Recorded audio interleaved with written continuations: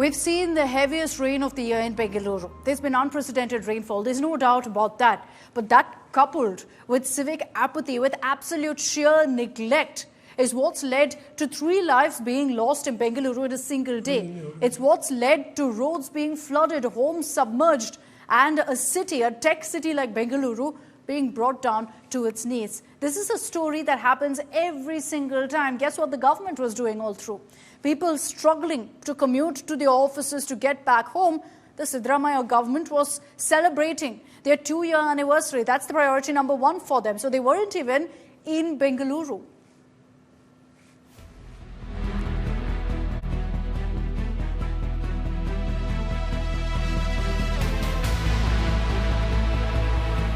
India's IT hub sinking under flood, sparked by heaviest downpour this year. The city on its knees with key roads, metro stations and bus terminals flooded. And boats were seen on its roads to rescue those who were stranded. The city witnessed 3 rain-related deaths. In BTM layout, 12-year-old Dinesh and 63-year-old Manmohan Kamath were electrocuted while trying to drain floodwater from their homes. Earlier in Whitefield, a 35-year-old woman was crushed when a wall collapsed. Sai layout in Horamavu is famous for Sai Baba temple, and this is that Sai Baba temple in Sai layout, which is completely flooded. And if you notice that, as I told you earlier, the water was up to hip level. Now it has been receded, but it is not gone completely. But still there are slush inside the temple. The temple is completely flooded with slush, dirt and sewage water. And imagine the kind of the kind of suffering that the people have to go through because of these kind of flooded water. It is a nearly 14 crore worth of project, very big project in fact, being done under the supervision of the railway authorities. And there are so many interdepartment coordination, etc. activities involved. All those are now attended, solved in past 1 year. What I am trying to tell you is, you only told me that from 10 years it did not happen.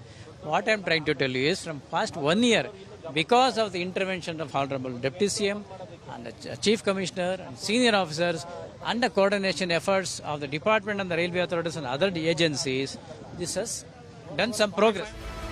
But amid the mounting woes and cases of deaths, the Siddaramaiah government is busy celebrating 2 years in power, with Congress Chief Mallikarjun Kharge and Congress MP Rahul Gandhi in attendance, promoting BJP to hit out hard.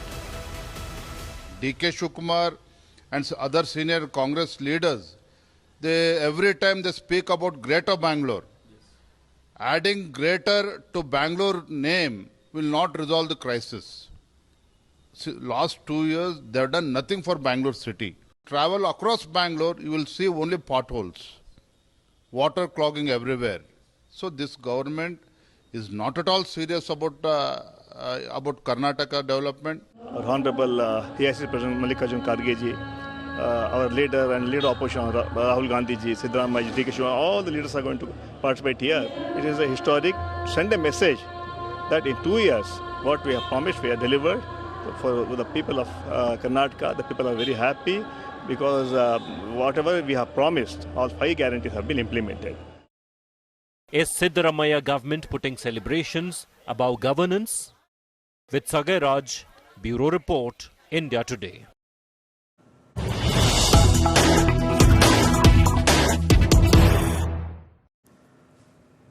And finally, the Karnataka Chief Minister Siddaramaiah is getting down to action. Will be conducting inspection rounds across Bengaluru tomorrow after the water is drained, a full 24 to 48 hours after torrential downpour in the city.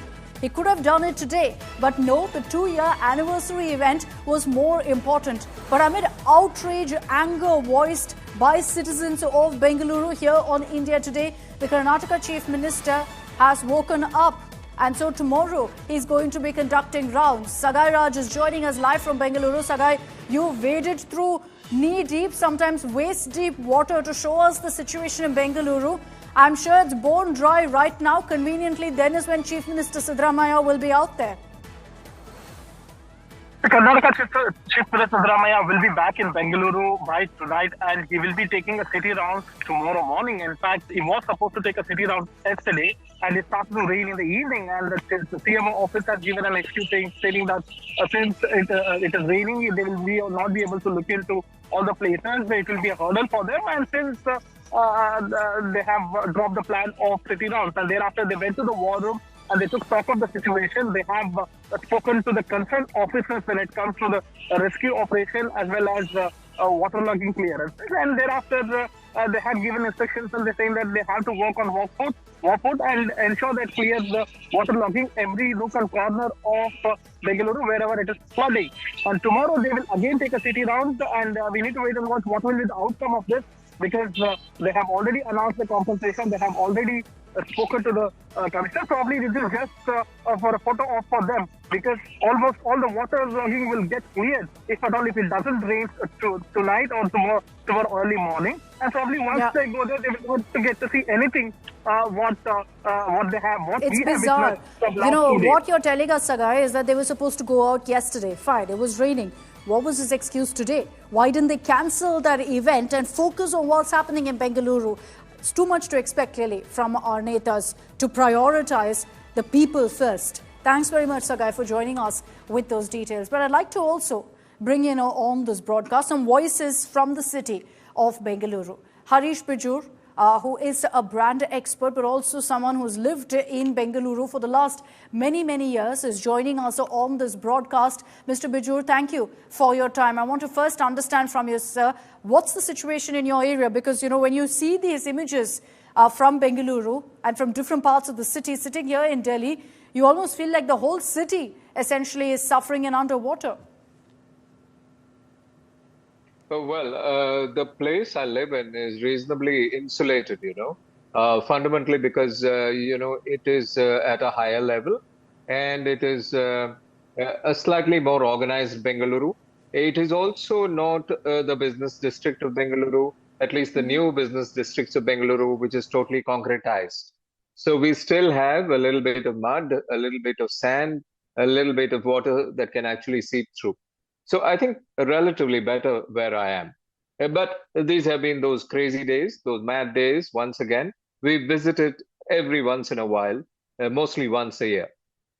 And I'm glad to hear that your area is safe, is fine. But Mr. Bijur, you've joined us for countless such broadcasts where we talk about what's wrong in Bengaluru. Every few months, the focus is on how terribly the city has been planned, and yet nothing changes. There's a lot of talk by the government that we're doing this, we're doing that. But at the end of the day, as a Bengalurian, Mr. Bijur, do you feel disappointed by the fact that nothing's changed? It's the same story every single time? Oh, yes. I, like many of the other citizens of this great big city, which all of us love, are certainly disappointed. Because, we seem to write a self-fulfilling prophecy of repeat every year. People talk about it, media also grabs it and runs with it for possibly a week. And after that, it's a cold potato item. And I think, we do not have the commitment to sort out the issues at hand. That commitment is certainly missing.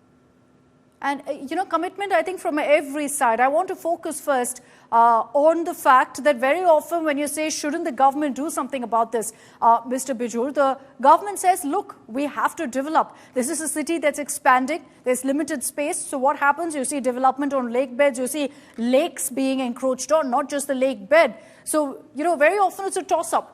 Do you ensure development, or do you ensure the right kind of urban infrastructure? Firstly, all of us know why all this happens. It happens because of greed. Bengaluru is overbuilt. We have gone and grabbed every little piece of land wherever it is.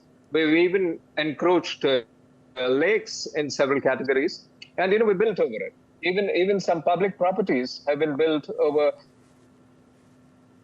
a lake bed. Let's typically say the Kantirva, indoor stadium is possibly over the Sanpangi tank lake bed. So I think, we've gotten greedy. So the entire situation is greed. Greed has run the entire agenda thus far.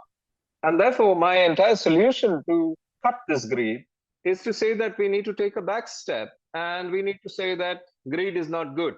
Greed is bad. In fact, greed is ugly. And by that, I typically mean to say that we need to stop the magnet allure of Bengaluru for a while. This is a large city. We're a city of 152 lakh people. The city can hold only 110 lakh people, theoretically speaking. So if you ask me, we need to demagnetize Bengaluru. And that's the clarion call I keep giving every once in a while, whenever disasters of these kinds, rattle up our lives. Are you suggesting, Mr. Bijur, that the only solution here and that the government should immediately do this is to actually de-urbanize Bengaluru? I think it is correct to de-urbanize Bengaluru. It is correct to say that, all new offices and all new pieces of infrastructure will not come in the same terrain which we used to know as Bengaluru. Because today we are something called a Greater Bengaluru Authority, and we might have 3 municipal corporations coming up. But the territory that this occupies, this should be considered to be existing Bengaluru. And existing Bengaluru cannot encourage more development. We need to put a stop to this, ostentatious development in inverted commas, which we seem to focus so much upon. And, as much as we talk of Bengaluru here, I'd also like to ask you, Mr. Bijur, about other cities that, this isn't just about Bengaluru. This seems to be a pan-India problem. It's the same situation in Chennai with a downpour. You will see the same problem of flooded roads every monsoon. Here in Delhi, where I am currently, the smallest spell of rainfall will lead to flooding. Is it that we just don't know how to develop cities smartly? Yes. We've got hijacked onto this development bandwagon.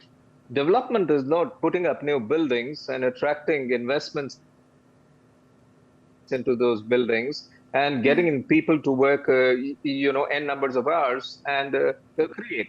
Development is much more. It needs to be much more balanced. And that balanced development is all about ensuring that we don't hurt our trees. Now, we don't bother about our trees. We just are cutting down trees like nobody's business. We don't bother about our waterways, about keeping them clean, our Raja Kaluways, our big drainages. I mean, the public also has a role to play. In this city, my key worry is that Bengaluru, nobody owns Bengaluru. Bengaluru is a rented city. In a rented city, you don't much bother. In an owned city, you bother. And that being bothered is an attitude we need to bring back in our governance structure and most certainly within the citizenry of the city. So my final question to you, Mr. Bijur, since you say that citizens should care and you shouldn't think that, you've moved into the city temporarily, so you don't need to bother focusing again on Bengaluru. What can Bengalurians do? What can citizens do? We've spoken about the government, but there's a certain amount of work, effort that people can put into. What do you think that is? I think every Bengaluru citizen needs to start owning the city. We need to say that I belong here. And if I belong here, I will keep my house clean. I will ensure that I don't dirty up Bengaluru. I don't clog up Bengaluru. I don't build in places I mustn't build. I will not encroach. My attitude to traffic will be good, etc., etc., etc. Now, all this needs to be sorted out. And I think out here, the citizen needs to take the first step and say that I want to participate in the governance of the city. Because a citizen just cannot participate in politics once in 5 years when he, she, or they goes and plants a vote. It's not about voting. It's about participating. You are a 24/7 citizen. And I think all of us must become 24/7 citizens, not that's a very, very important point that you put out, Mr. Bijur. And I hope all of you as are listening about how each of us is also responsible in contributing to our city and ensuring that these kind of scenes don't play out. Yes, there's a responsibility of the government, but we can also do our bit. Thank you very much, Mr. Harish Bijur, for joining us here on India Today.